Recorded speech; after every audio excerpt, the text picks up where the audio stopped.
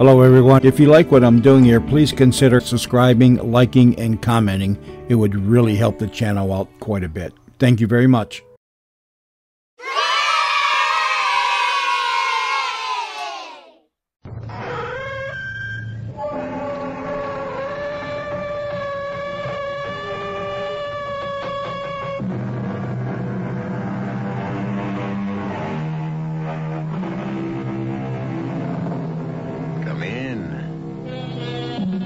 Welcome. I'm E.G. Marshall.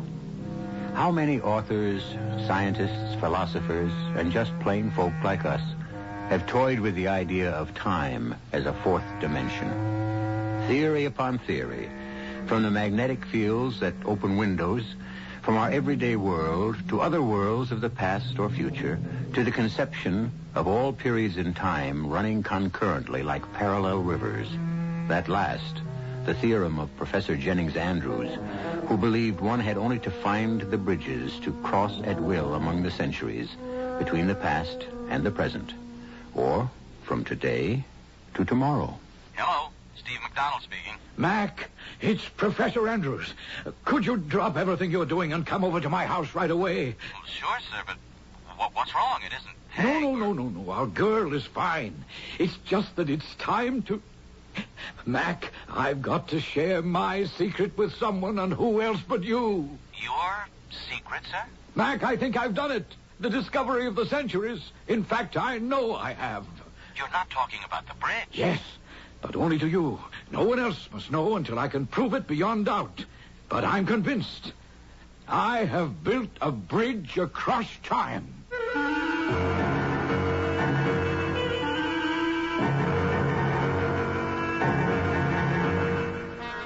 Our mystery drama, Assassination in Time, was written especially for the Mystery Theater by Ian Martin and stars William Redfield and Jennifer Harmon.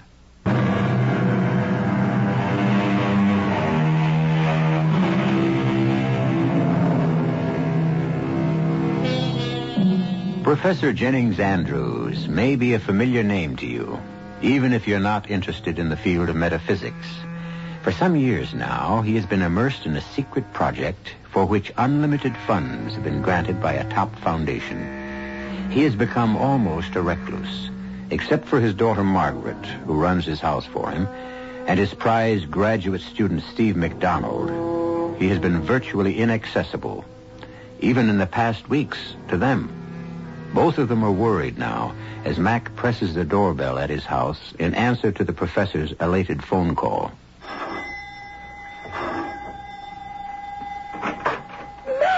Peg, darling, how are you, sweetie? Worried to death, if you want to know, ever since you phoned me about Dad's phone call. Well, where is he? In his lab. Come on in. Into the living room for a minute. Well, honey, any other time, but my master's voice has called. Before you see Dad, I must talk to you, Mac. I'm worried. But, Peg, I won't keep you a moment. He doesn't know you're here yet. Well, he must have heard the doorbell. Back there in the lab? Not a chance. He's so tied up in what he's doing, I have to hammer on the door just to get him to come out and eat his meals. What is he working on? Sit down for a moment, Mac. And hold me. Oh, I don't generally have to be asked.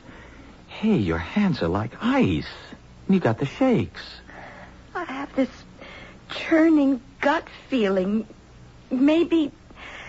Maybe he's going around the bend. What, the professor? Oh, come on, forget it. No, Mac. You've been away for a few months. You don't know what's been going on. Okay. Just clue me in. I don't know how to. Maybe I don't know what it is he's after, except in a general way. All right, so maybe the best thing to do is let me see him as fast as I can and find out. I know. Except, darling, the two of you are such dedicated nuts in this area. I'm scared when you get together, you both might flip out. Oh, what area? His old obsession. I don't know any of the scientific terms. Time travel, fourth, fifth, Lord knows how many dimensions. Science fiction dreams. Whatever he's got between his teeth, he's not letting go of this one. And I don't like to see what it's doing to him. All right. Now, look, let me go talk to Pops and find out just what the devil it is he's messing around with. Make me one promise. Don't get involved with any of his experiments without checking me out first. Oh, Peg. Promise me that. I promise. Okay. It's just an anchor. I just hope it'll hold after you and Pops have talked together. I'm just scared. As much as I've ever been in my life.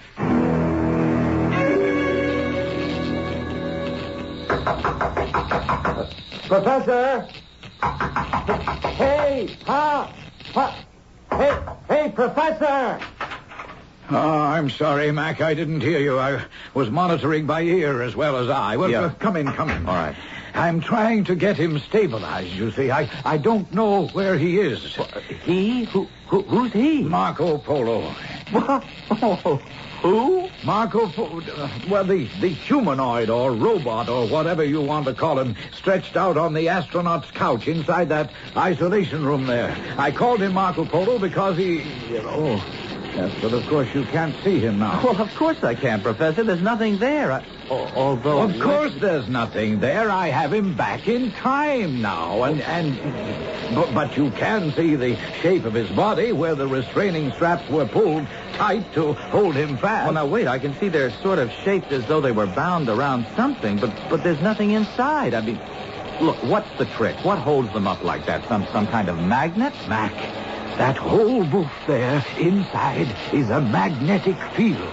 There's a lead mesh buried in the glass so fine, so highly concentrated, that no radio or electromagnetic waves can escape. And you mean that's what holds those belts in those contours? No. That's Marco Polo's body.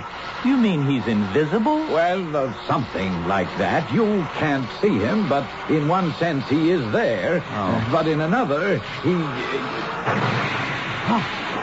There we are. He's arrived. Now, to activate him. Wait a minute. Arrived? Where? That's the only thing I haven't quite solved yet, because his functions are limited, you see. Oh. From what he's been able to bring back, I can only make educated guesses. My best estimate would be this time somewhere in the Middle Ages. But North America, I hope, on the East Coast, if possible. He might be able to bring back some trace of Indian habitation. No, wait a minute. Wait. Are you trying to tell me that mass of knobs and buttons and switches that you're operating are controlling some sort of robot that you've sent time traveling? Well, of course I am. But, Professor, that's crazy. Why? That's cartoon science fiction. Oh, Mac, you're the last person I'd expect to find with a closed mind. Son, I tell you, I've scored a major breakthrough so incredible that it's going to rock the scientific world. Hey, Pops, now take it easy. Remember your blood pressure. Yeah, well, now you sound like Margaret. She's been hovering over me these days like a mother hen. Well, I can't blame Peg for worrying about you. She feels that you're just about to... Hey, what? Wait a minute. Oh, what's that? That's Marco Polo. He must be in trouble. It's a built-in alarm mechanism. Cut off that knife switch on the red panel. Roger. All right, I got it. Okay. Now keep your eyes on that isolation booth. Watch the launching table with the straps that interested you so. Now you're going to find out what holds them in that shape.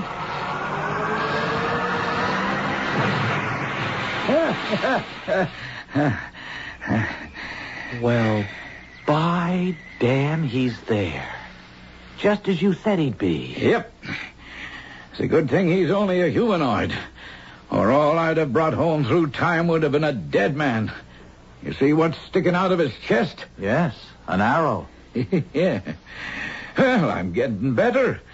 I may have missed by a century or two, but at least I got the place pretty near right. Dad?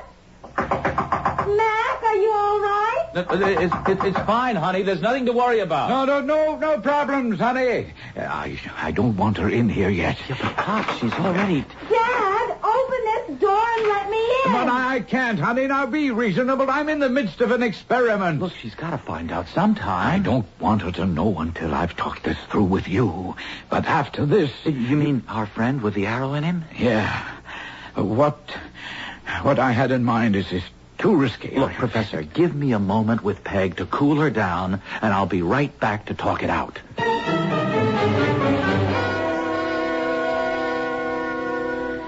No, Mark. It's too much to ask of anyone. I should never have thought look, of it. Pops, I want to go. It's like being the first man on the moon. Oh, son, but there's too much danger. No, not when a human being is involved.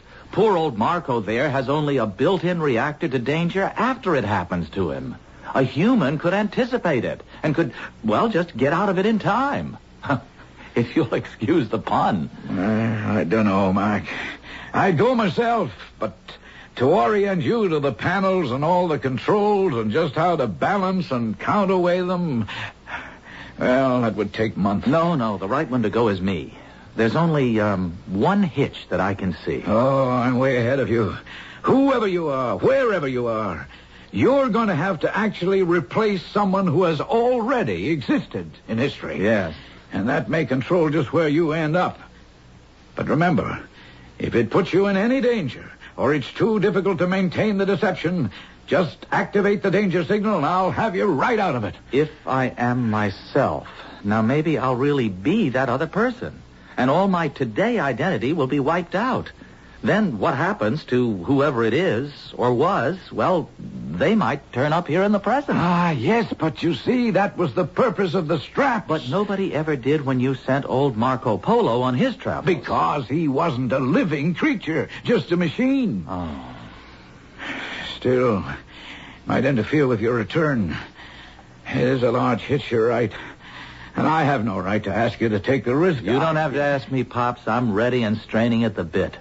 The hitch is your daughter and my girl, Peg. I don't know how I'm going to talk her into letting me try it.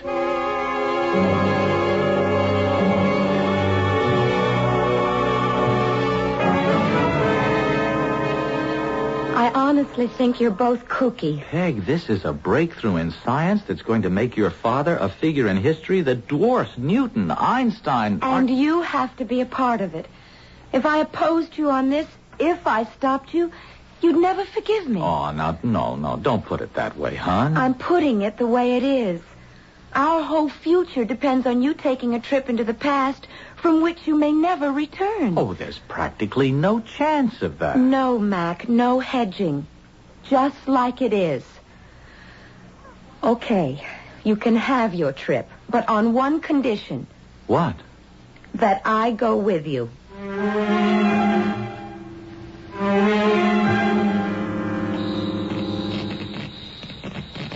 Well, guess we're all ready. The strap's too tight? Mine are fine. Same here. Margaret, you all right, dear? I have butterflies, and no, I'm not all right. I took one peek in the mirror, and I look like Grandma Moses. Between this Mother Hubbard and my hair pulled back in a bun. Well, we can't look too modern. I mean, look at me with the tousled hair and the half-baked beard and the blue jeans. Well, I'm aiming for somewhere as soon after the American Revolution as possible. Why pick that period? Well, because it's easier, I think, honey. You could be farmers. Your accents are East Coast and not regional. There should be no language barrier. And you know enough American history to help blend in. And besides, it's our bicentennial year. What a way to celebrate and kick off a new miracle in science, huh? You have the gold nuggets. It's the best I could do for money. We're fine, Pop. What are we waiting for? Well, I don't know. Maybe I shouldn't risk you two kids. Look, Dad, that's all buttoned up now. All right, then. Good luck, kids. Thumbs up.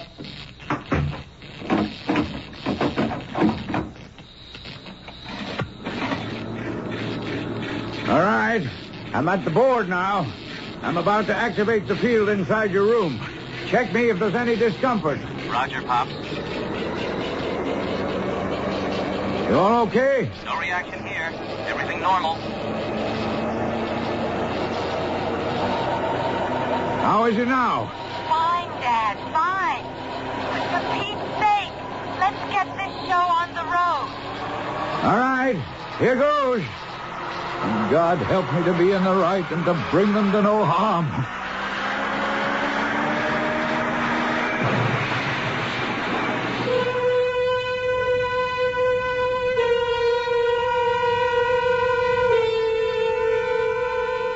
On the road.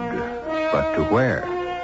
Inside the isolation booth, the magnetic field builds, warping time and forcing an opening through it, a window or a door that leads to another world. And suddenly, Mac and Peg are gone. Only this time, in their places, lie a strange young man and woman, still and as unmoving as death. I'll return shortly with Act 2.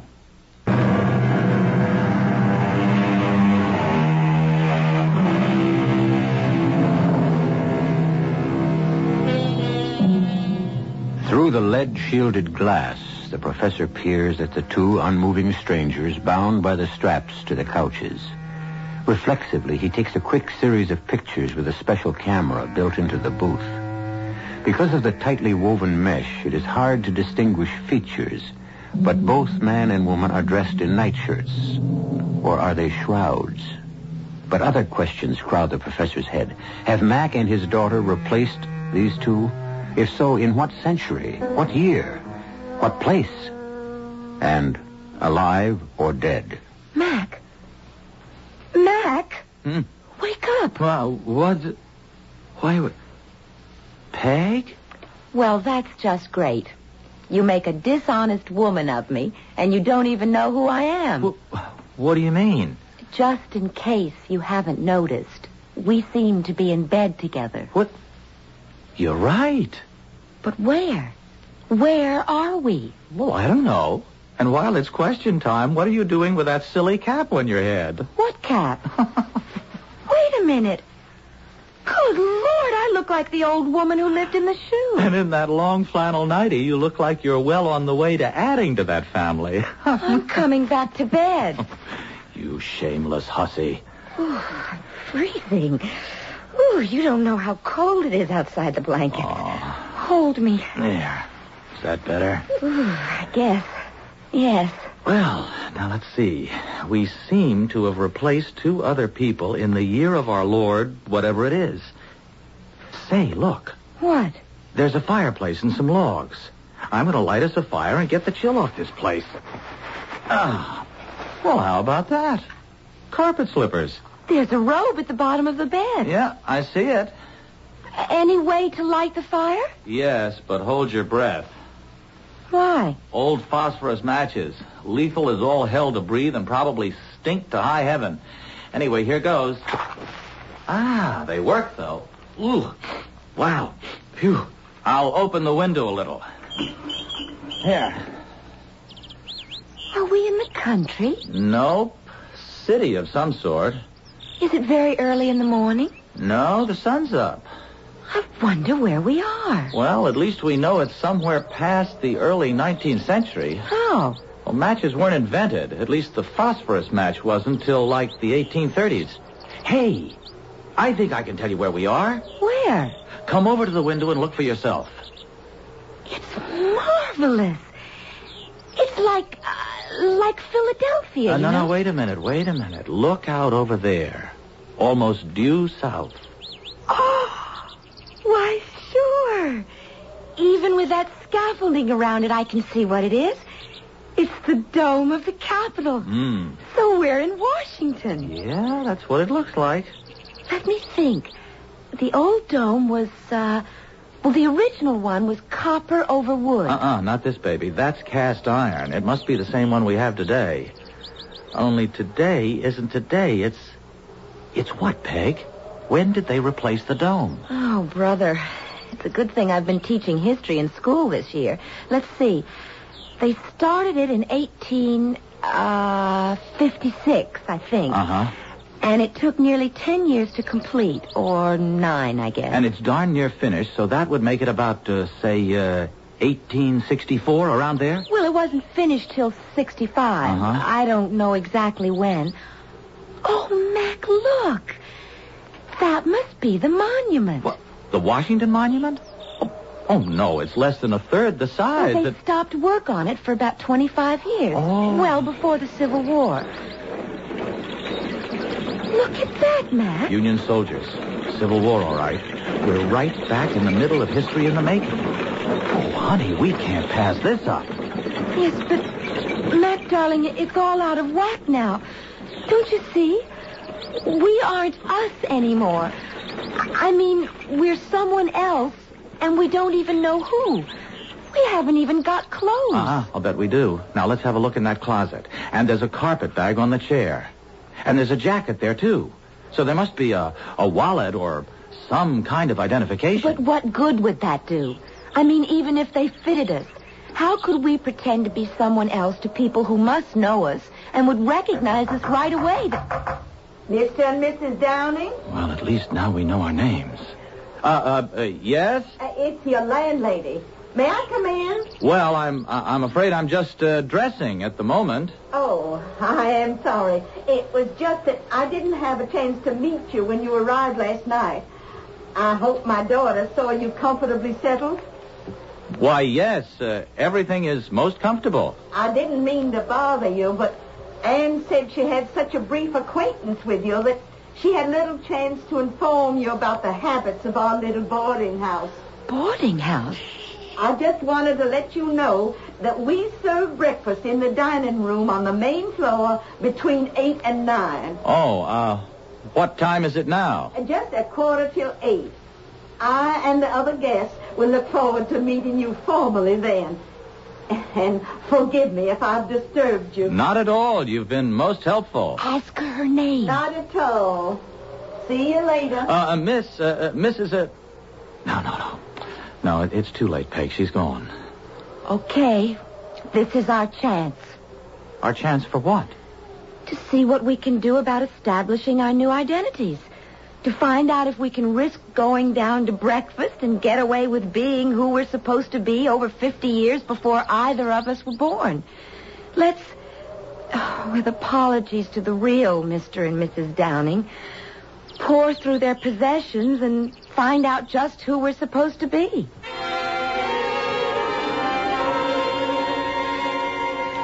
You look like Claudette Colbert or Joan Crawford in one of those old TV reruns of Hollywood movies. More like Vivian Leigh. You mean Scarlett O'Hara. I can't make up my mind whether you look more like a dinner bell, a tea cozy, or a pincushion. Okay, laugh all you want. But it isn't funny. I mean, I have a wire cage on under this skirt and about 8 petticoats.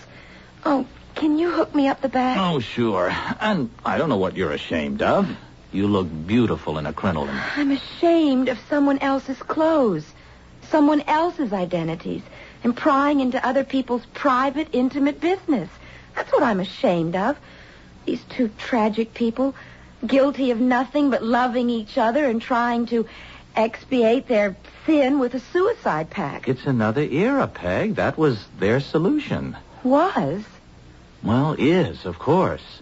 These two tragic people of yours are us. I mean, we're living their lives. Maybe we better cut and run. Are you afraid? I'm afraid of everything about this whole mysterious, out-of-this-world adventure. But we're not going back till you make up your mind it's time to. I've forced myself on you, made you let me come along. I'm not going to be a drag on you. Mm-hmm. Aren't you finished hooking yet? I think. There must be like 50 of them. I wonder where they are. I mean the Downings. Oh, you mean Asa and Rebecca. Only her name isn't really Downing, remember. It's Mrs. Charlton Fryer. Poor Becky. Married to that horrible husband who won't let her go to marry Asa. Oh, my God. Do you suppose they've done it yet? Killed themselves? I don't see how. The pistols are here and still loaded. Then where are they? Well, if we're taking their place... Then they're in our century, taking our place. Yes, I guess that's the way it would work. Not necessarily, That but... wouldn't put Dad in any danger, would it? No, I don't see how it could. Not the way he had us strapped to the table. It means one thing, though. We can't stay here too long. What do you mean? Until we go back, Dad can't go into the isolation booth, and the two of them would starve to death, unless, as I said, they're already dead. I don't see how they can be. Or we would be, too. Are we going to risk it? Well, we look enough like them in the photos we saw. And remember, only the landlady's daughter has seen us, briefly, and she's not here. Yes? I thought maybe you didn't have a watch and wouldn't realize what time it is. Well, just a moment. Good morning. Oh, good morning. As a matter of fact, we don't have the time. Well, I certainly didn't mean to bedevil you, but it's near the end of breakfast, so... Oh, my. Aren't you a pretty little thing? Just as my daughter said you were. And such a handsome husband. Newlywed, I'd reckon. Well, Oh, don't mind me. Come on along. I'll take you downstairs. Will you be stopping with us long? Why, We really can't tell. Just long enough to find our own place. Of course, I understand. You're not with the Army, Mr. Downey? Not now. Well, I can assure you, ma'am, these clothes feel very strange to me. Oh, so you must have been. Oh, well, we should let that be. It's no fit subject for discussion now. General Lee has surrendered and the war is over. Mm-hmm. Here's the dining room. Make yourselves comfortable. These seats be all right? Oh, just fine, thanks. What line of work are you in, Mr. Downey? My husband is a builder. Oh, that's right, fine. We'll be needing a lot of you in the days and years to come, especially in the South. Or perhaps your sympathies don't lie in that direction. My sympathies are for the Union, madam, and by that I mean the whole country, North and South. Well, I'm sorry you won't be meeting any other boarders since it's late, but you'll meet the whole little family at dinner. Save for my son, John, who's away on business. Well, dinner's at noon. Now, anything else I can get you while breakfast's on the way? Oh, why, yes. Do you have a newspaper by any chance? Oh, there's a copy of the National Intelligencer right there on the sideboard. Oh, thank you, Mrs. I'm embarrassed, but not having met you in person last night, your name has escaped me. Well, Lord knows it's not that special anyone should remember it. I'm a widow lady named Mary Surratt. Now, if you'll excuse me, I'll get your food. Surratt! Matt, get the paper. Sure. What date is it? Let me see. April 13th, 1865. That makes today the 14th. But what? Oh, my God. April 14th. The day John Wilkes Booth assassinated President Lincoln at Ford's Theater. And we're in Mary Surratt's boarding house, the spot where the whole plot was hatched.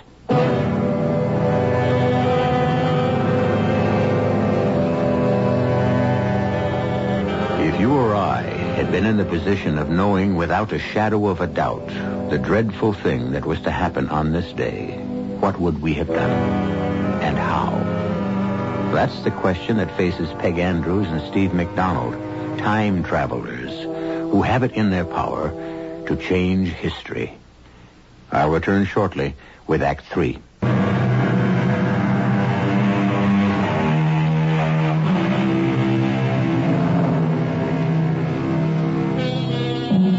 It was an uneasy, uncomfortable, and seemingly endless breakfast. If Mrs. Surratt noticed Peg and Mac's agitation, she no doubt would have put it down to the fact that she had decided they were newlyweds. Finally, after choking down as much as they could of the ham and eggs, hominy grits, and tea, they were able to break away. Why, you two little lovebirds only nibbled at your breakfast. I'm sorry, Mrs. Surratt. Oh, I understand. I'm not so old I don't remember my wedding breakfast. I was a mite nervous, too. I wonder if you'd excuse me. I'd like to go back to our room. Oh, of course. I can quite understand you're wanting to be alone.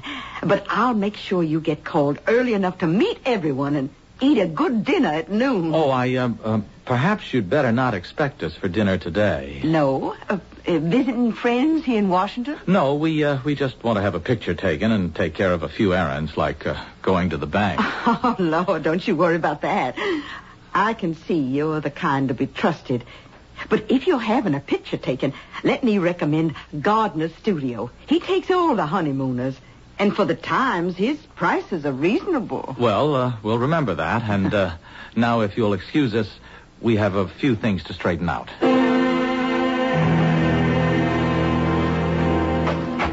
What are we going to do, Mac? What can we do? We've got to try and stop it. How? Well, that's where you can help. Now, how much can you remember of the day of the assassination and the plot? Where people were, who was involved, all of that. Let's forget that for the moment. We've something a lot more immediate to talk about. What? You remember what Dad told us before he sent us back in time?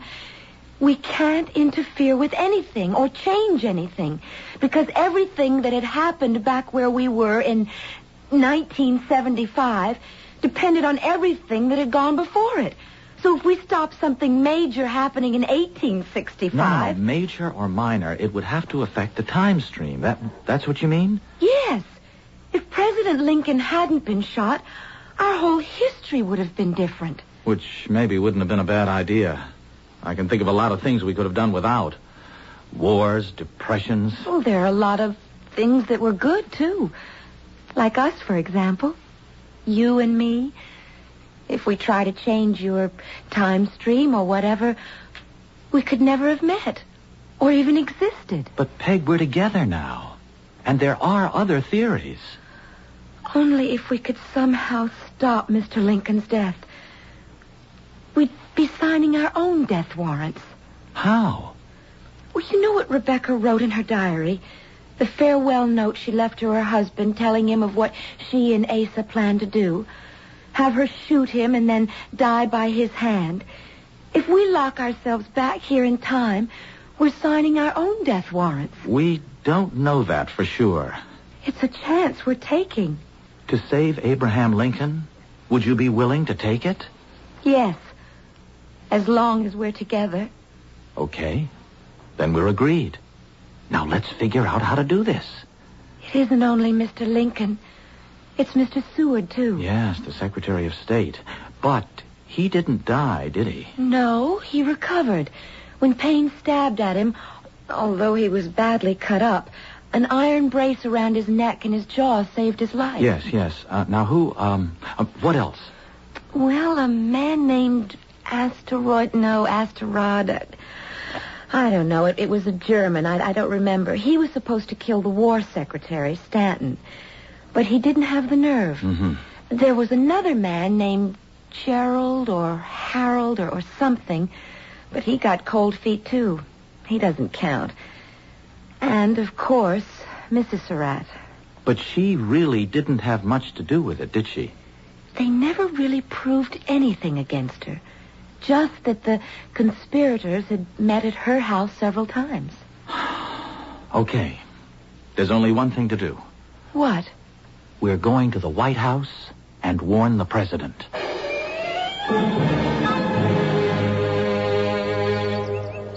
Well, if this is Pennsylvania Avenue, that must be it, but it doesn't look like the White House. It wasn't even called that then. Oh, I mean now. It's called the President's house. What are we going to do? I'm going up to that sentry and try to get in. I'm coming with you. Peg, there might be some danger. Some danger? What else is this whole thing? All right. Let's go. All right, lady, move along. Abe ain't seeing any more petitioners today. Hey, you. Where do you think you're going? I have business with the president. Yeah, you and what's left of the population. Forget it, mister. He's only one man, and anyways, he's tied up in state business. Now move on, will you? Please, officer, it's very important and personal. You can forget the flattery, ma'am. I'm just a plain foot soldier, Union Army, and I got no use for civilians today. Abe needs a rest from him. But this has to do with the president's well-being. Ain't no use of me letting you by anyways. You'd only be stopped inside. Now, listen to me. Supposing we were to tell you that we know there's a plot to assassinate the president. Sure, you'd be one of 100,000 nuts, soreheads, Johnny Rebs in disguise. So move on out before you tempt me to put a musket ball in you just in case you got any notions. Come on, Mac. Well, okay, but just one more question. One is all, brother. Which way is Ford's Theater? Now, there's a good notion. Save your imagination for there, huh? You take Pennsylvania here to 10th, and then a couple of blocks north. What did you come here for? Just to locate the theater and... Wait a minute. You see that guy there? Which? The dark-haired, shortish guy on the other side of the street in the cavalry boots and spurs, walking towards the theater. Isn't that Booth? Morning, Mr. Ford. Mr. Booth? Give you a hand unloading your buggy? Why, no thanks. One of my actors will be right out to help. Do you really think you can drum up any business for that turkey, our American cousin, you were foolish enough to produce? I'll wager, sir, I'll outdo Gray's theater tonight. Mr. Lincoln and General Grant are attending the performance.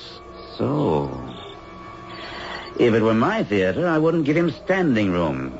But I promise you, it will be a night to remember.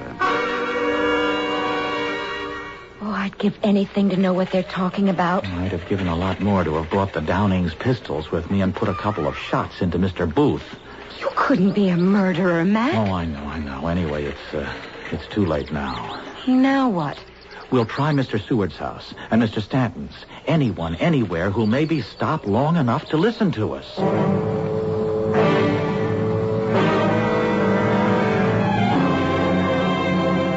It's incredible, isn't it? Here we are with the knowledge to stop one of the greatest crimes in history, and we can't get anyone to listen to us. Maybe that's the way it has to be. No, Peg. I just can't give up yet. If there was just some way to get to Booth. I don't see how. Well, there seems to be a lot of activity around this house tonight. What? I don't know. Maybe there's a party now that supper's over.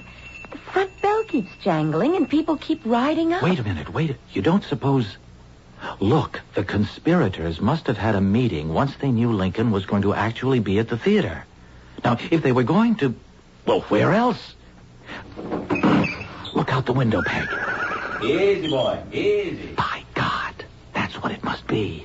That's the great John Wilkes Booth himself.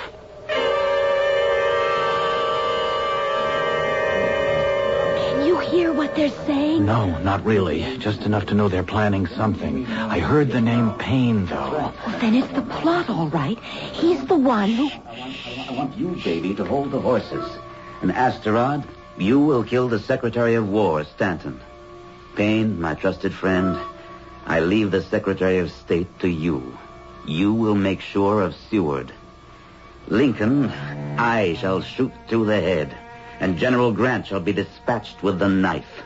Then down to the stage and to rive the startled audience with the ringing phrase, Sic Semper Tyrannis. And when I leave the stage for the last exit, I shall leave as the most famous man in America and across the world. Now, we must discuss the escape route by the Navy Bridge. Now, baby, what are we going to do? First things first. Now, come on. Get the pistols and let's get out of here. Why, Mr. and Mrs. Downing, what are you doing downstairs? I thought you were off to bed. Well, we were just going to take a stroll, but it seems a little chill. Come, Rebecca, dear. Put on your wrap against the night air. Mary, what is it? An emergency, Wilkes. I must speak to you alone. What's wrong? My new boarders. They're Yankees. And I think they overheard the plot to assassinate the president.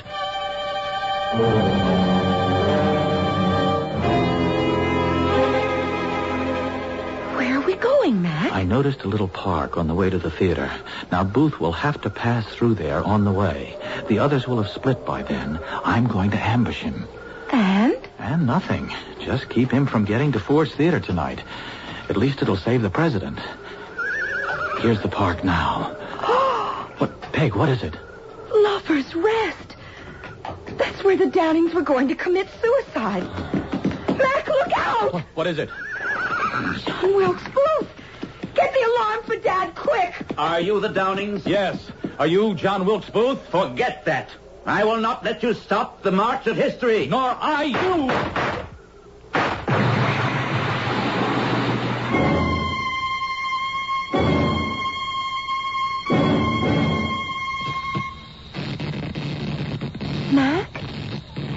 Mac, we're back.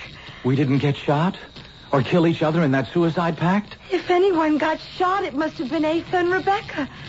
Hello, Dad. Oh, honey. Oh, children. Now, what's all this about being shot? Are you all right? Well, a bit shook, sir, but I guess all here. What happened with you while we were gone? Oh, sir, I had a couple of strange guests lying on the table strapped down. A girl in a crinoline dress? And a guy in a long-tailed jacket like they wore in the Civil War? Just about describes them. They lay like corpses. So that's all that happened to me. Now, what happened to you? We tried to stop Lincoln's assassination. You what? But I don't guess we succeeded. I mean, nothing's really changed, has it? Oh, no, I'm afraid not.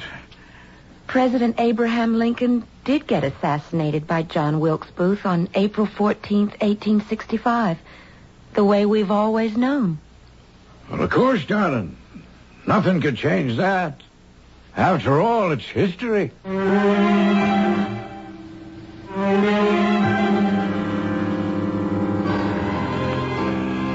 It's history, all right. But might it not have been? And if the tragic occurrence had never happened, how much better or worse might our country or the world have been? We'll never know, of course. And there's the fascination of life, leaving just a few loose ends in our story, which I'll be back to gather up very shortly.